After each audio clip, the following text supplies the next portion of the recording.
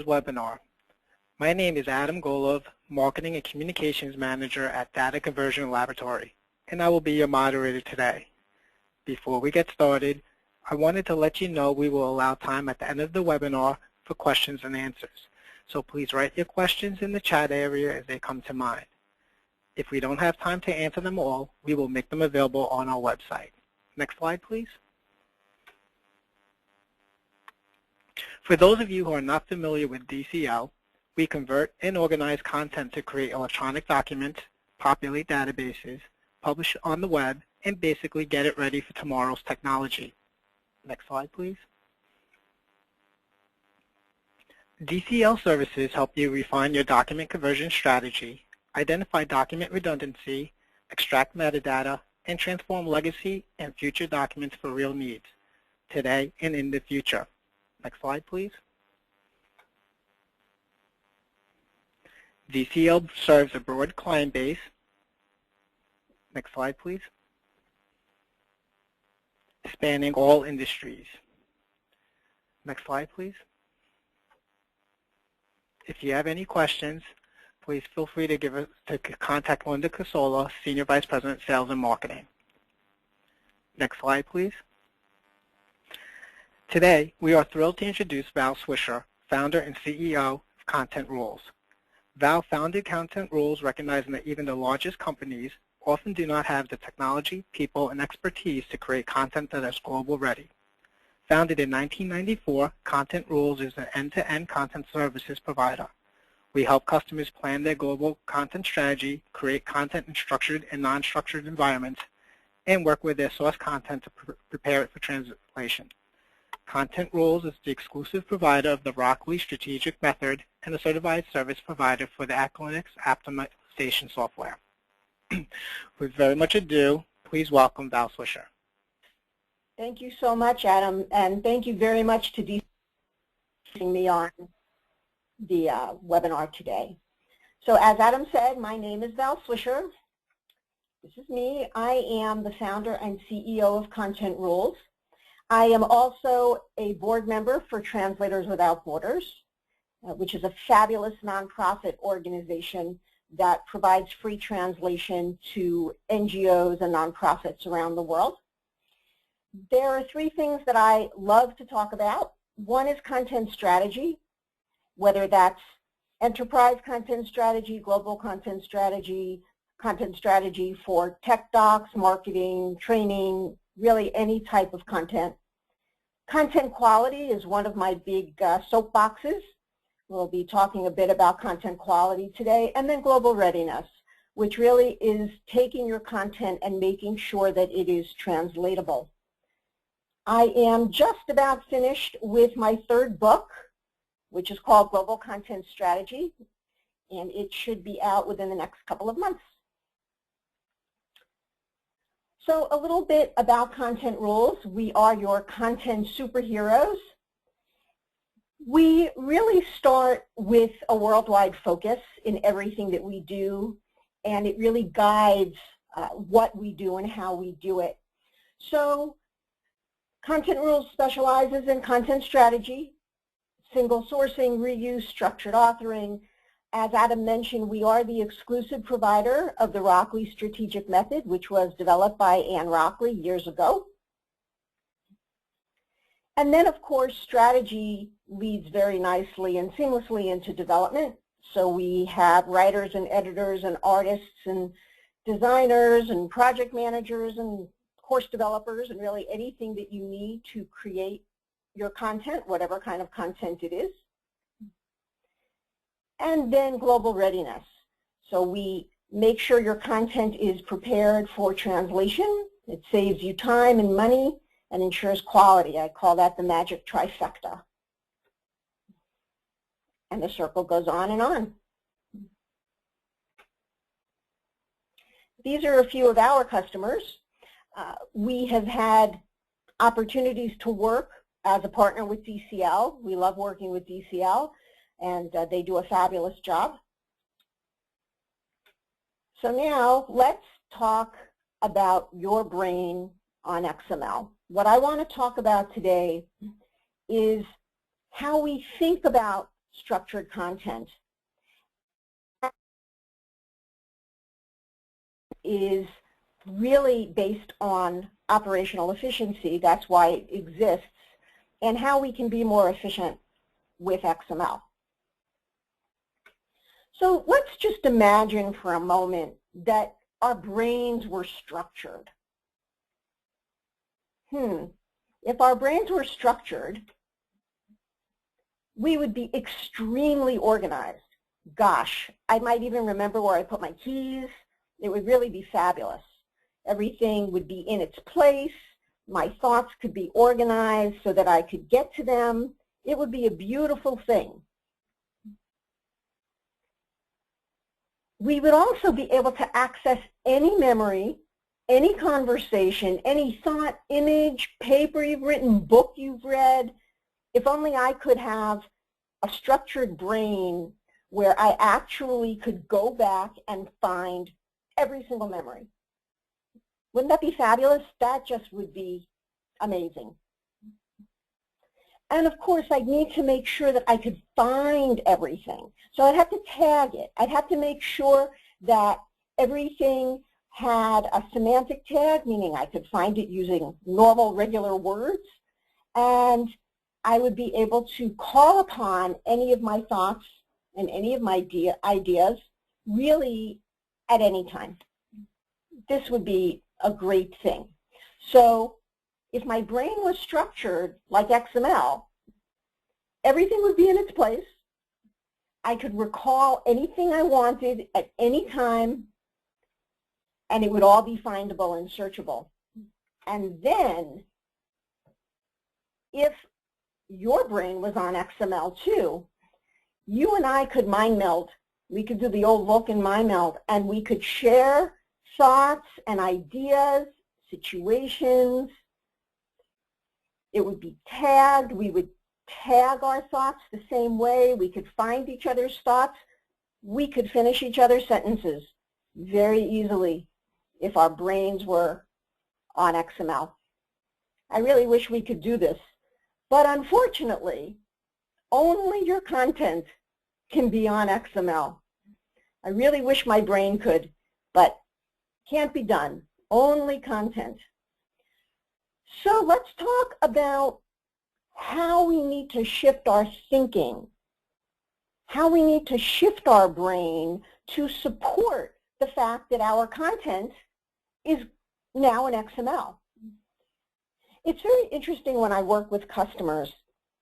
There are many, many times where we put all this effort in to getting new tools and implementing and deploying and creating content models and getting them structured, but we never spend any time talking to our writers to actually tell them how their environment is now changing and how they need to think about structured content. What do you need to do? No longer are you starting at page 1 and finishing at page 327. You cannot think linearly this way anymore. Really, your writing could be for your content, for your final asset. It could be used a million different ways. You don't know who's going to use your content. And if you want XML to be efficient, if you want to actually take advantage of all of these tools and all of the money that your company just spent, you're going to need to write more generically. You're going to need to think about the fact that this particular topic that you're writing about may be used in a training course. It may be used in an additional document. It may be used in a knowledge base. It may be used in 7 other documents, and you don't know. So I remember way back when we had our first single sourcing environment, and that was when we were able to do single sourced online help from documentation. And really, the thought process that we went through then is really not very different from what we need to go through now.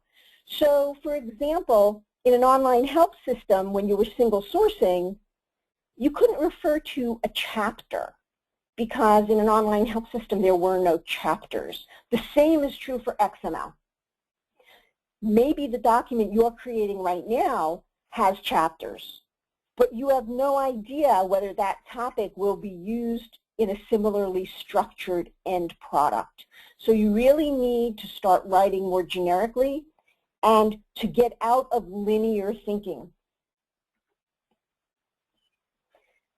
In addition, we also don't know how our content is going to be consumed, how it's going to be published.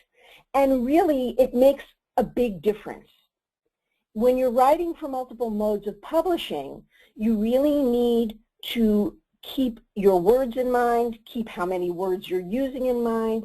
Even when we write for a responsive design environment, it's really great that I can take my text and I can flip it around and take different pieces of it and display it on my phone. But I really want to be generic in my writing, and I really want to be what I call tight in my writing. I want to use as few words as possible, because if the designer has taken a sentence that I've written and that sentence has 35 words, it's not going to look very good on my smartphone.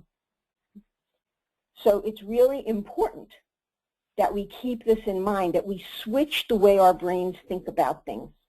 Now, I would be remiss if I didn't mention adaptive design. Adaptive design is different than responsive design. Adaptive design actually takes different pieces of content from your component content management system and displays different content depending upon your device.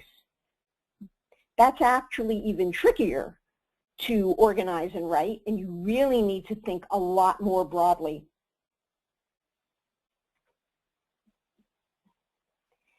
It's really important that when you're writing your content, that you realize that it needs to be searchable. You could write brilliant content, but if nobody else can find it, then it's only available to you. And that's not efficient, and that's not one of the reasons why we moved to XML. It's very important to think about your taxonomy and to make it scalable so that in the future you can add to it as you need to. Often I'll go into a customer's deployment and the taxonomy was an afterthought, and people are not well versed in how to tag things and how to find things. So it's really important that you think about this in advance, because everything that you write now, all these small pieces of content, are going to be stored in such a way that other people can retrieve them. Again, no longer are you starting at page 1 and going to page 300. It's just not that way anymore. So it's important as well that you avoid creating duplicate content. What I see happening more and more now is we go in and we switch to XML. We put in new authoring tools.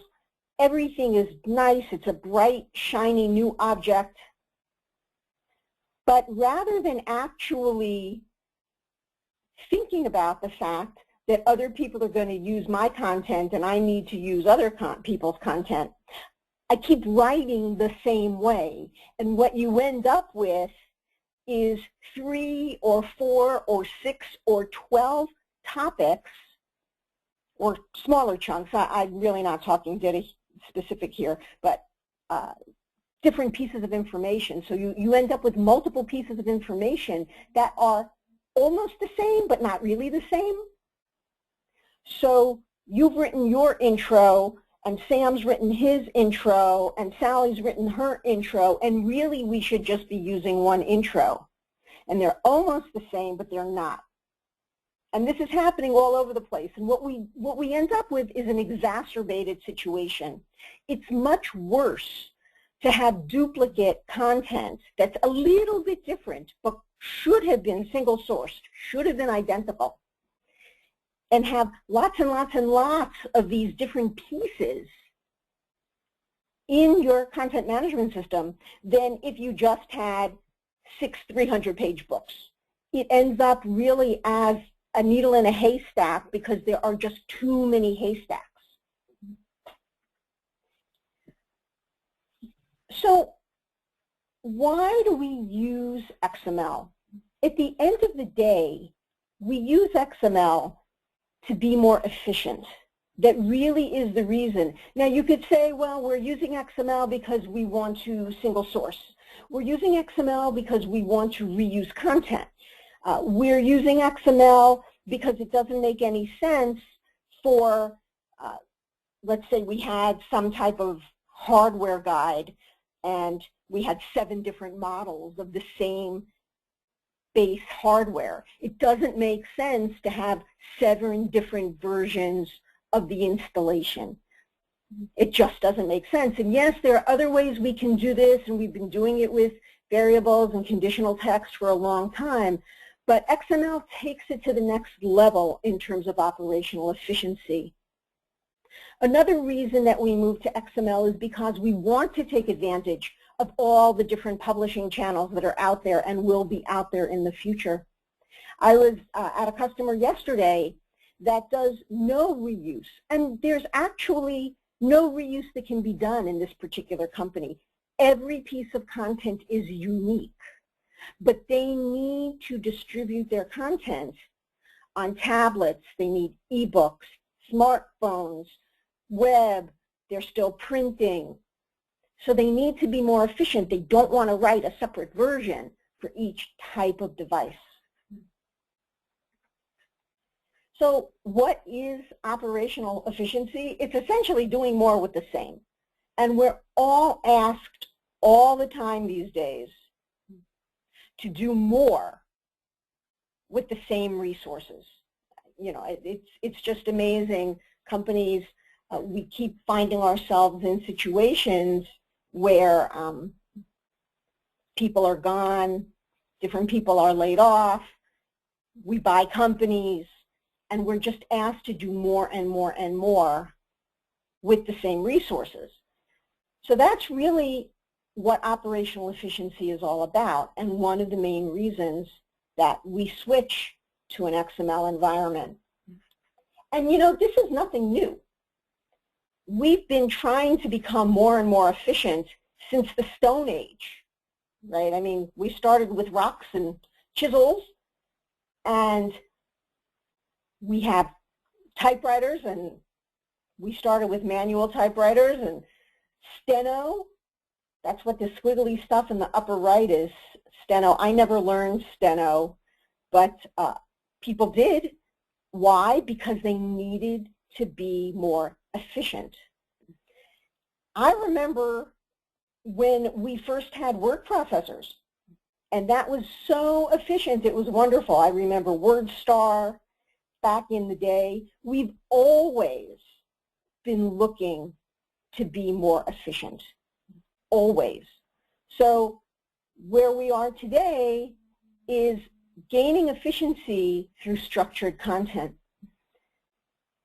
Again, our thought process has had to change each time we've improved on our operational efficiency.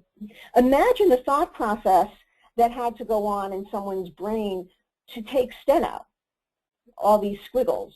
It's an entire different written language. It was a completely different thought process.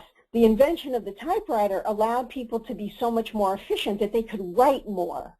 It was much easier to write, and everybody could read what was written. It was a beautiful thing. Same is true for XML, and of course in between. So I have a saying. I have a lot of sayings, but I think it's really important that we think about reuse in an efficient way. And to me, part of that, a big part of efficiency, is the words that you pick. So you can't realize the gains of structured authoring efficiency if you're not efficient with your words.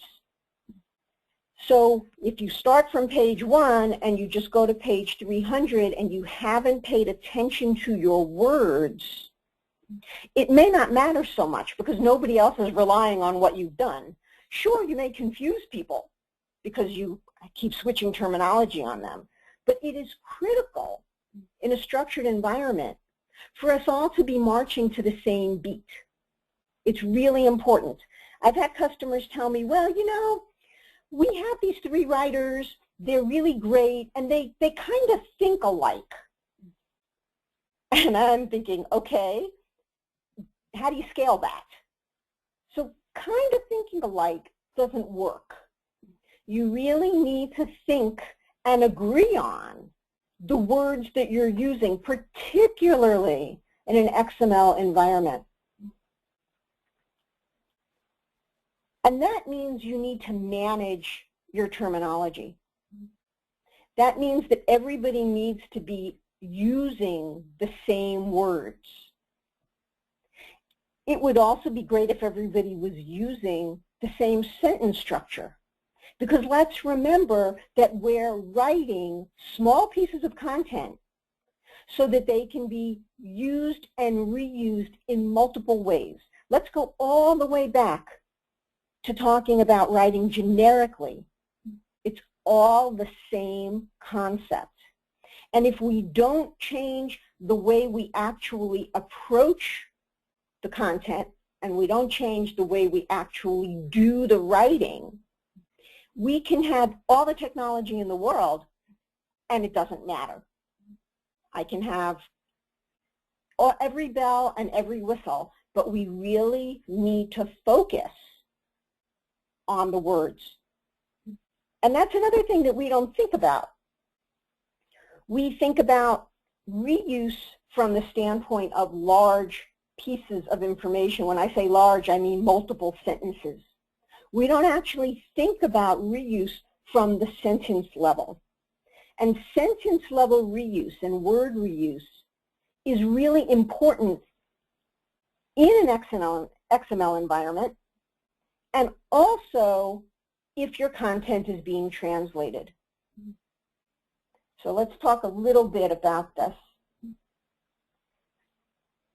Consistent terminology increases operational efficiency because we're all saying the same thing and everybody's using the same words and nobody's struggling to find the words and our customers aren't struggling to understand what it is we're talking about. It's really, really mandatory to really have a successful deployment. I have this notion of a well-choreographed ballet. And in our content well-choreographed ballet, we all are using the same structure. Everyone in the company is using the same structure. We're all using the same taxonomy so that we can find things.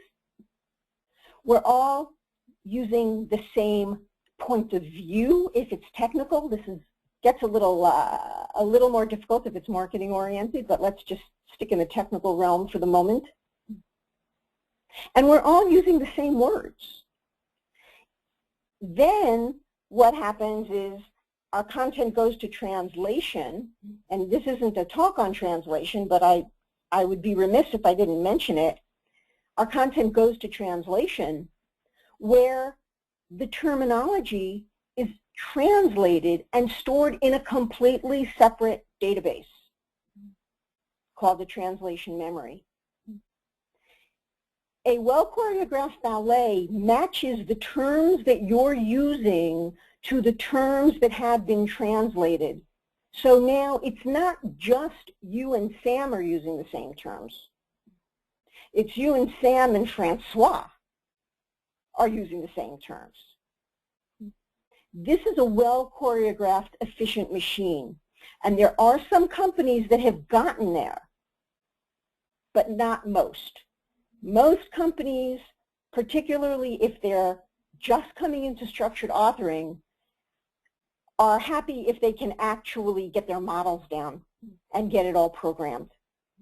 But we really need to retrain our brains in what we're doing, and I think that it's important now, whether you're translating or not, to be thinking from a global-centric viewpoint. Because if you're not translating your content, I promise you that somebody else is. And they're probably using Google Translate, which is really not a good localization strategy. But people are. And we need to be much simpler in what we say. We need to really cut down the number of words that we use. And this is important in any environment. I want to remind everyone that the average reading level in the United States is 6th grade. And everybody says, oh, but you know, my customers are smarter than that because I have very complicated, complex technology. And the truth of the matter is, no, your customers aren't any smarter than anyone else. And your customers might have English as a second or third language. So let's be efficient with our words. That will make our XML pieces easier to put together. And here's what I mean by put together. How many ways can you say dog? Well, these are at least 4 ways that I know of that you can say dog. Dog, puppy, mutt, and canine. Imagine for a moment that we were creating a book on how to care for this animal. And I was going to write a chapter on how to wash the dog. You were writing a chapter on how to feed the puppy. Sam was writing a chapter on how to train the mutt. And Joe was writing a chapter on tricks you can do with your canine. So we're all writing separate. I'm using a chapter as a framework, but it can be even smaller. We're all writing separate pieces, and they're all going to be put together for one deliverable. But we never stopped in the beginning before we started writing to talk about what we were going to call this animal. We worked in a silo because we're still thinking, well, you know, I'm just going to start at page 1, and my chapter is going to go to page 26, and that's all I'm responsible for. So that's my job. That's what I'm going to do. And if I think that way, and you think that way, and Sam thinks that way, and Joe thinks that way, then we end up with our book on animal care, this particular kind of animal, and the reader doesn't know what the heck we're talking about. Is it a puppy? Is it a mutt? Is it a dog? Is there a difference? This chapter says dog, this chapter says mutt. Is it the same? What if I have a purebred? Is that just a dog? Canine. Canine's a much more complicated word for an 11-year-old than dog. Why not use the easy word?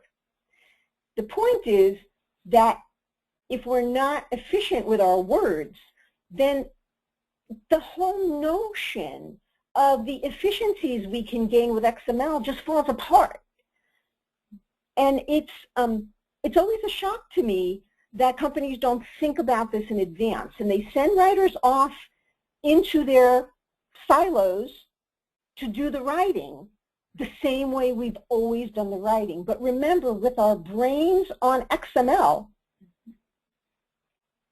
in order to really take advantage of that efficiency, it's critical that we think about our content differently before we even sit down to write it. That we really look to see, hey, did someone already write a chapter on how to wash a puppy?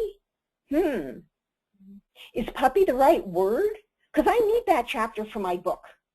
If that person had used dog, then it would be easier. It would be much more generic for me. Or maybe someone wrote a chapter on how to walk a poodle. Well, that's very specific. And regardless of what type of writing you're doing, what type of product or service your company makes, that's where the rubber meets the road. is in the words. So without consistent terminology, we can't reuse. We just can't. People are going to get very confused.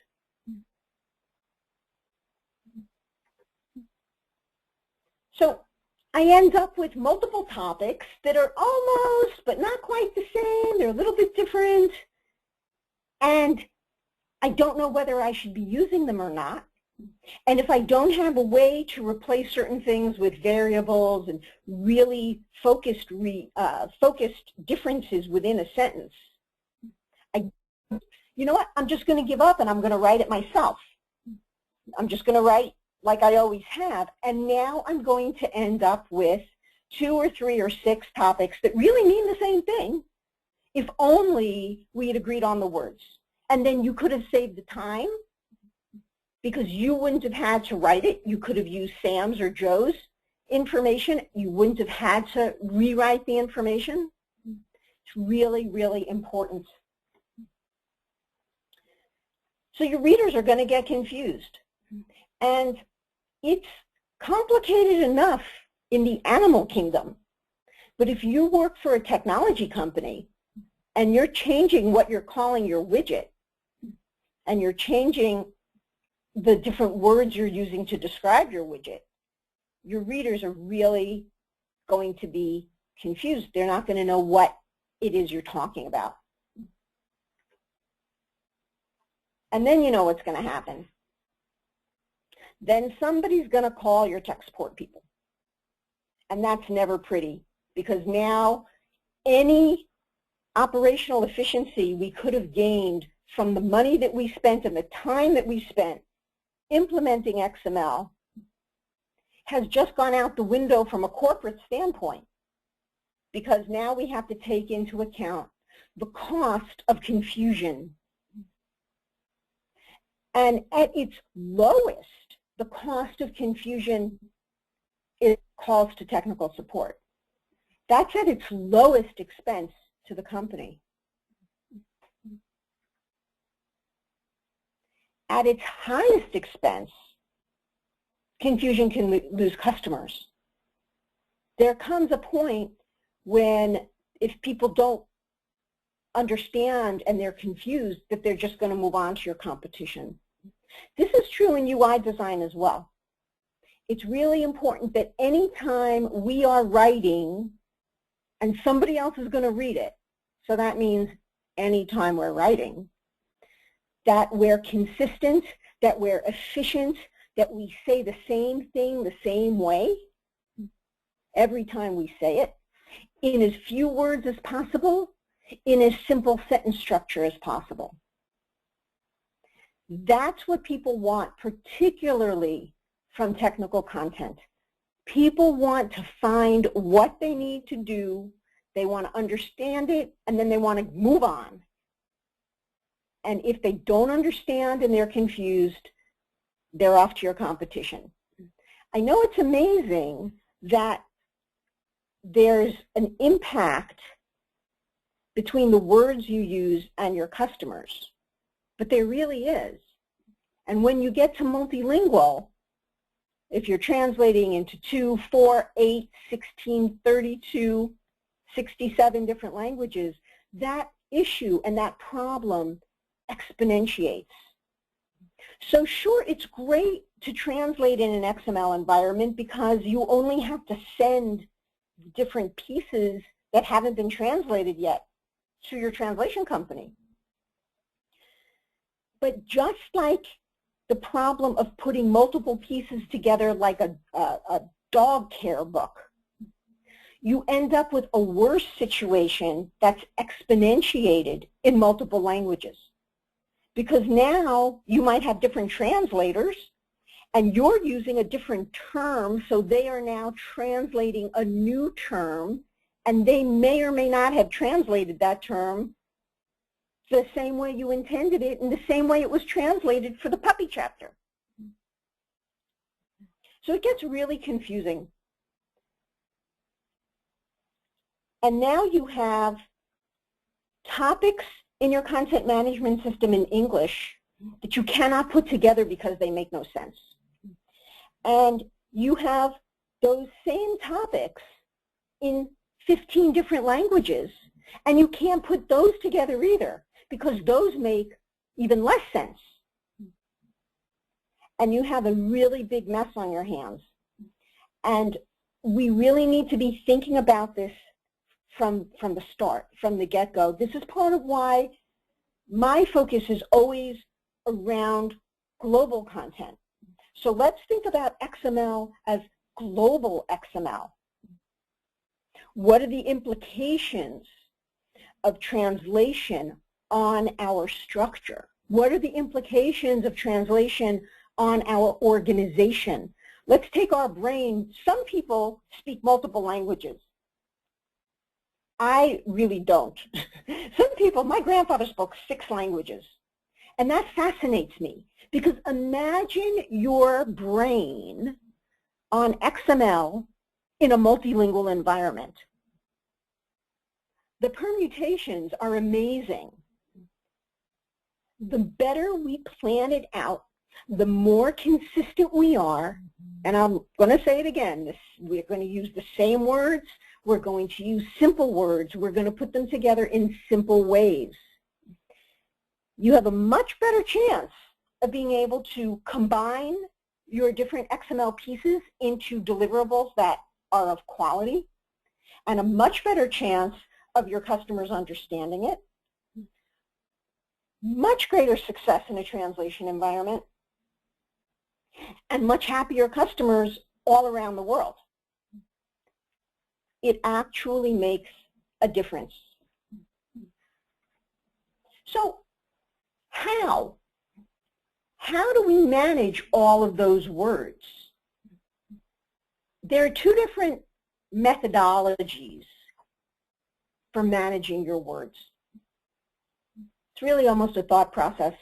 One is the pull method of word management.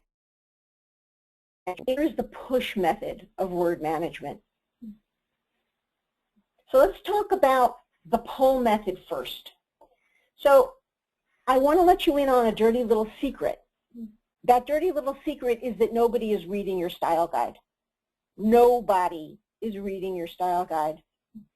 When I ask people, when was the last time you picked up the style guide, they look at me like I'm from Mars. Now, we mean to use the style guide, assuming we have one. Let's just go on the assumption we have one. We mean to use it. But who's got the time? You're in the throes of writing something. You're already dealing with a new paradigm. Your brain is completely different. You're no longer writing from page 1 to 300. You've got to write this generic stuff, and you have to look for other people's stuff. And the last thing you're going to do is check your style guide. Style guides are a pull method. Same with terminology lists. It means I need to stop what I'm doing and go to, first I have to find the darn list. And let's assume I found the list or the style guide, and it's a Microsoft Word table, or it's an Excel spreadsheet, or it's a PDF. And now I actually have to say to myself, okay, do I think this word is managed? Do I think that this word makes a difference? Do I need to use the same word as everybody else so that our content matches and our translation matches and our readers are happy and we're efficient? I'm not efficient at this moment in time. So I decide, okay, well, I think I need to manage this word. So I'm going to go look it up, and I look it up. And now I have to first figure out if it's actually managed or not. And if it's not managed, then I've wasted all of that time. It's unbearably inefficient and unbearably disruptive, which is why nobody uses it. If I actually find the term in the style guide or the terminology list, then I can make a decision on it. So I have essentially pulled my information out of the style guide. Think of it as pulling a rope, and at the end of the rope are the words. And sometimes there's nothing at the end of the rope. It's just dangling. And you've wasted all that time pulling when you should have been writing. So some companies spend a lot of time on style guides, and I'm not against style guides. style guides are important. We need to agree so that we can reuse information, so that we can retrain our brains. We also need to remember that, particularly in technical content, this is not language arts.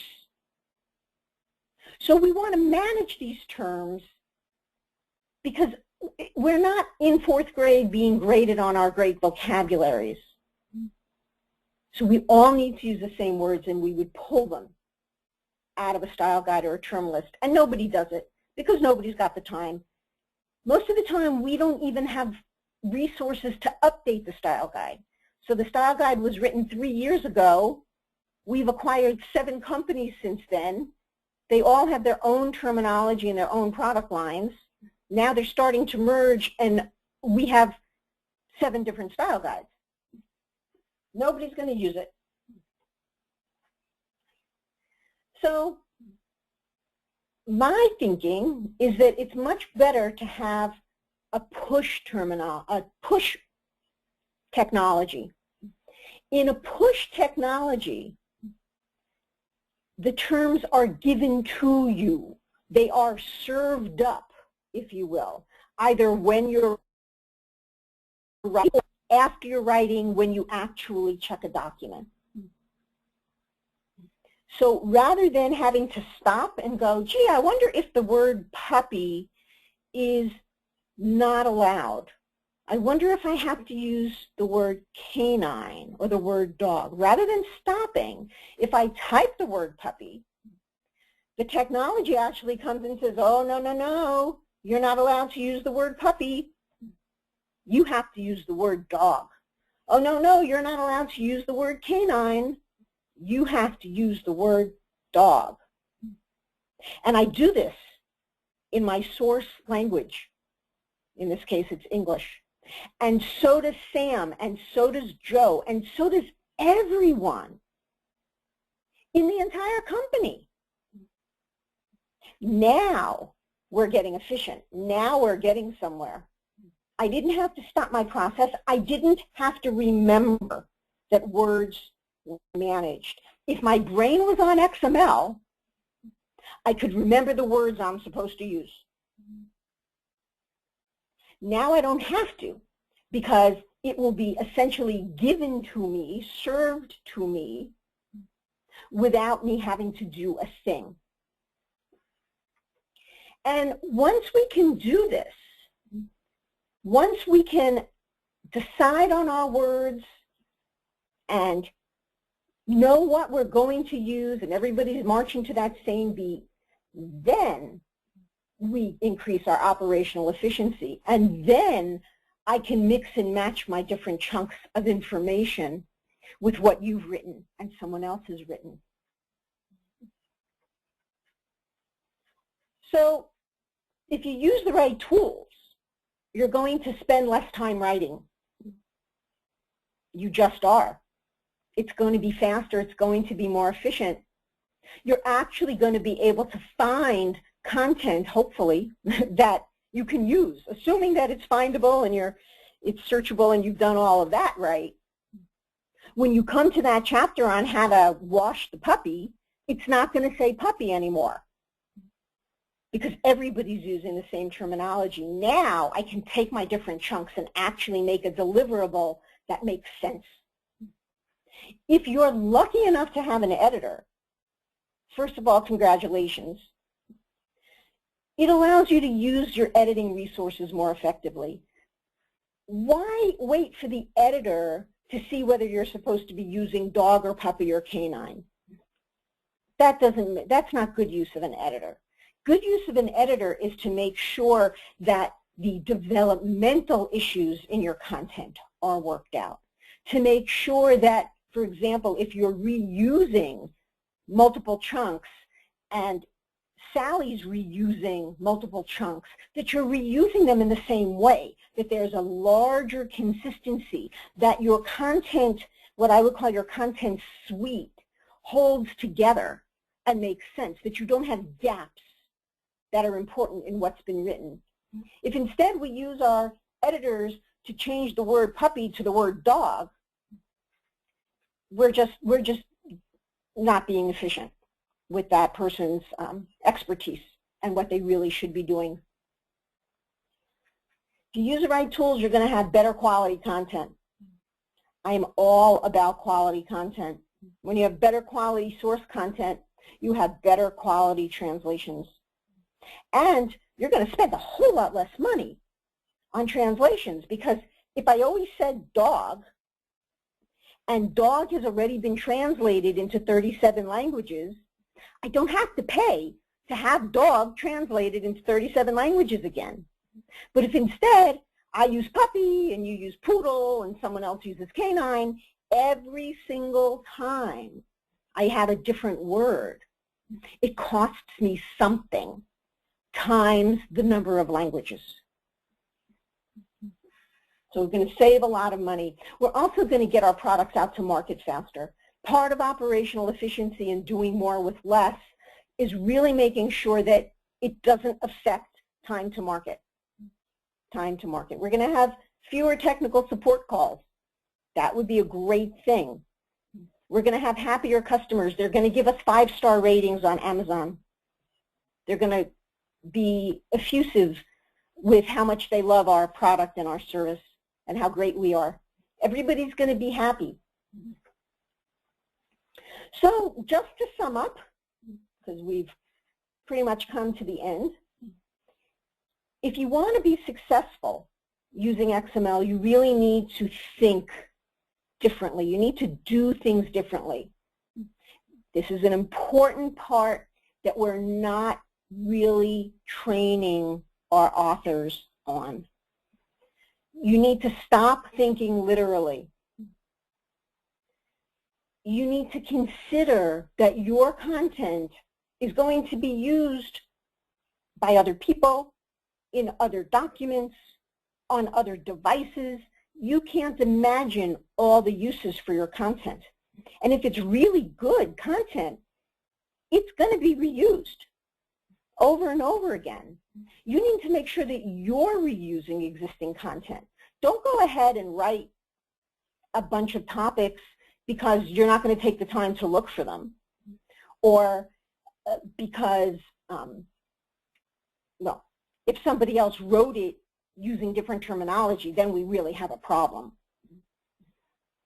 A lot of writers, when they're not taught this new paradigm, don't stop to do a search first. Don't stop to say, hey, you know what, has someone already written that chapter on how to walk a dog? Because if so, I don't have to write that chapter. I'm going to move on to how to wash a dog, or how to feed a dog, or how to train a dog. So you have to make sure that your content is findable. Everybody has to agree. Everybody has to know how to search for pieces of content. And when you use identical terminology, now you have that well-choreographed ballet. So we've got everything is efficient from the bottom to the top, all the way across your entire life cycle of your content, starting from the very first word that you either type or you don't type because somebody else already typed it, all the way through creating your assets and distributing your assets, translating your assets, distributing your assets in a multilingual environment. It's a well-choreographed ballet. So if your brain was on XML, you'd actually be a ballet dancer. And with that, I ask if Adam is still on the line and if we have any questions that I can answer. Yes, Val, I'm still on the line, and thank you so much. This is definitely very informative. The first question that's come in is, what is your solution for avoiding duplicatable content? What is my solution for avoiding duplicatable content? Well, my first solution would be to make sure that your taxonomy is solid and tight, that your content is easily searchable. So first and foremost, let's make sure that your content is organized and available and written the way you need it.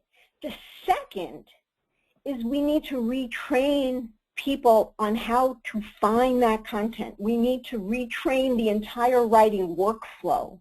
The workflow now needs to include the essential step of don't write anything, stop what you're doing right there, do not open anything that's new, no creation, first search and see.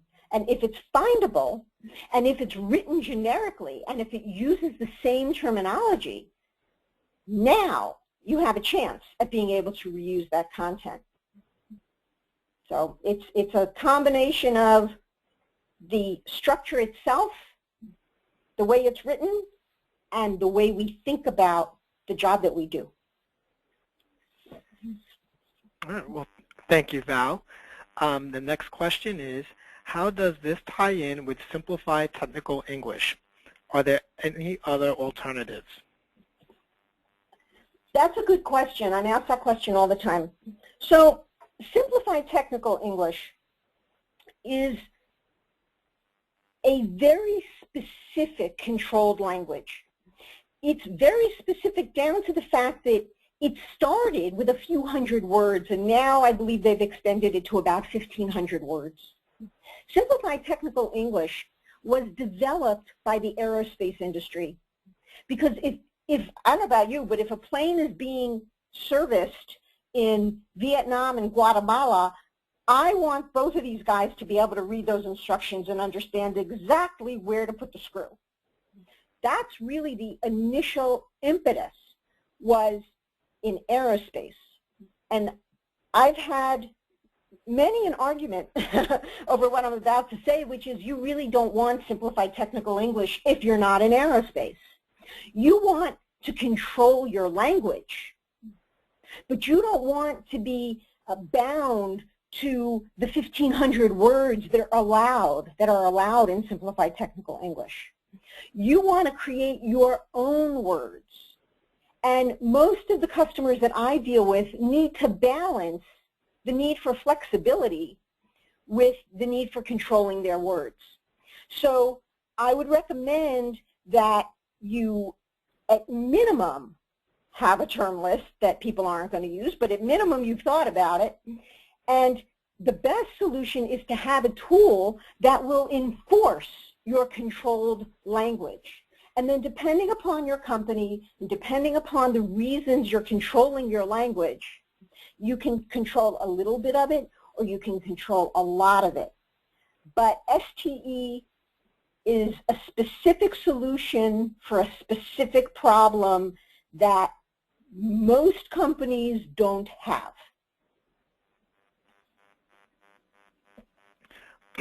Thank you, Val. Next question is, what tools provide push terminology management? Do they integrate with XML content tools? Well, it's no secret that Content Rules is a reseller and authorized service provider for Acrolinx. So of course, I'm going to say Acrolinx is the best solution because I've looked at all the different solutions. Acrolinx is one tool that can do this, and yes, it integrates as a plugin in pretty much every XML authoring environment that people are using. There are other tools out there that other companies have created. There's HyperSTE, which you can configure. There are a couple of other tools out there. There was a tool called Congrees, and it may very well still be around, but I haven't seen them in a long, long time. But that was another tool that was available that might still be available. So there are tools out there, and of course I'm going to recommend Acrolinx because I'm blatantly advertising it right this very second. Well, thank you, Val. The next question is, what are examples of push terminology? Push technology. I think that's the same question as the last one. Any technology that will give you the agreed upon word without you having to go and find it is an example of push technology. So Acrolinx, HyperSTE, Congres if they're still around, those are examples of it.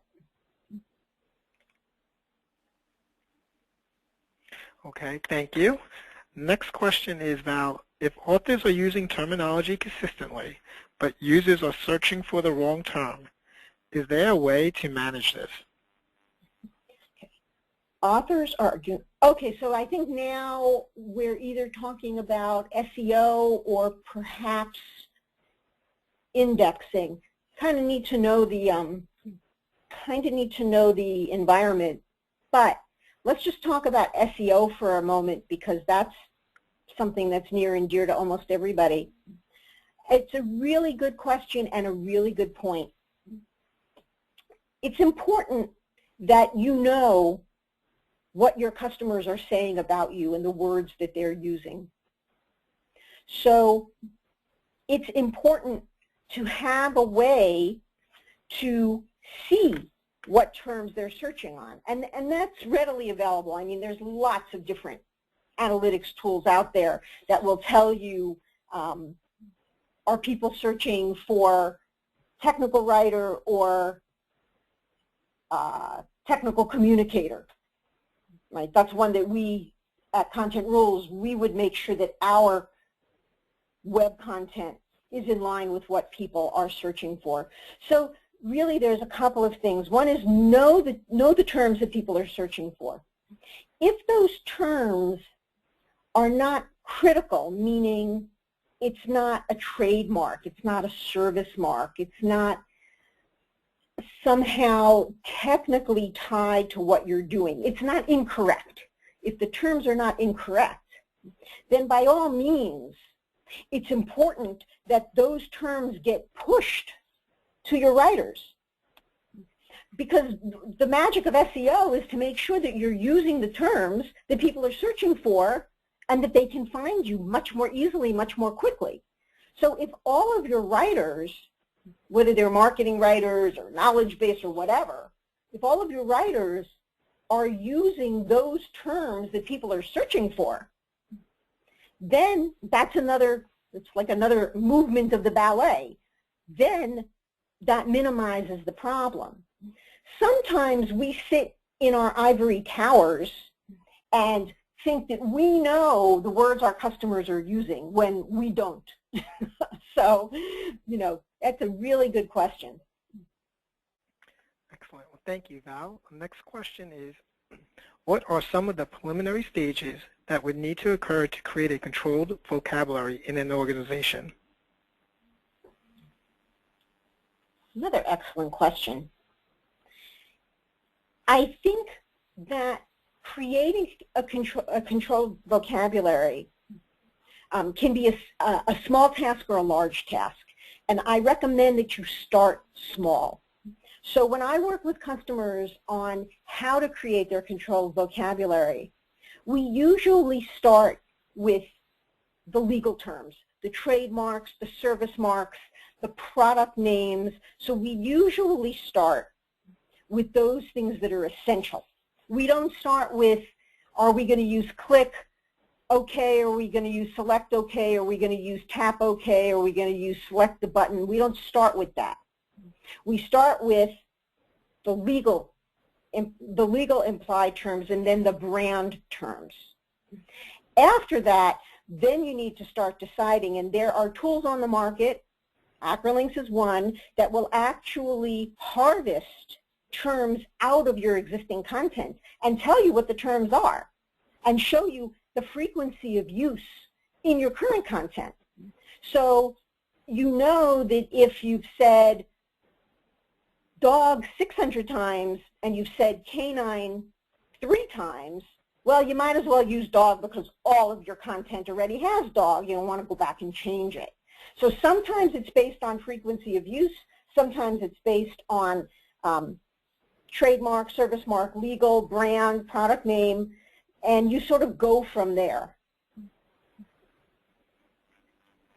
Thank you, Val. Next question is, what are good ways to learn XML? Oh, that's a new one. What are good ways to learn XML? Well, there are certainly books out there, and there are books that you can start with that are very, very simple, where you can learn what structured authoring is all about and then learn what it means to write in a structured environment. And then when you get right down to it and you really want to learn the nuts and bolts of XML, there are classes out there. There's nothing that beats doing it. So using an XML tool, taking training that's offered by the XML tool providers, I think that the best learning is the doing. So I would recommend reading as much as you can so you understand the paradigm, and then working with whatever tool you're going to be using, seeing if they have training, trying to get as much hands-on as you can. Thank you, Val. Next question is, how do you keep content tight without sounding robotic? Yeah, that's a tough one. That's a tough one, and I agree that's a tough one. With practice, it's not a good answer. You have to walk that line. You really have to walk the line between sounding robotic and not sounding robotic. And part of that depends upon the kind of content we're talking about. If we're talking about how to install or configure hardware or software, be robotic. People want robotic. If you're talking about your user interface for a gaming system, which I've worked on, then it's a lot more difficult to keep it tight and not sound robotic. So if the voice is important to you, then we need to start bending the rules here and there. And you need to find that balance between reuse, readability, translation, and audience. And it is it's a difficult balance right now. There's no really good solution for it. But always remember that your average reader is in the 6th grade. So the fewer words, the better. Excellent. Thank you so much, Val. Last question is, where can novices find more information or classes on developing and implementing controlled vocabularies? Can you repeat the beginning? Where can you find classes on this? Where can novices novices find more information or classes on developing and implementing controlled vocabularies? That's a good question. That sounds like a business opportunity. I'm trying to think if there's a training course that I know of that you can take. I mean, there are things you can read. My personal favorite book on the topic is actually called The Global English Style Guide, and it's by John Cole.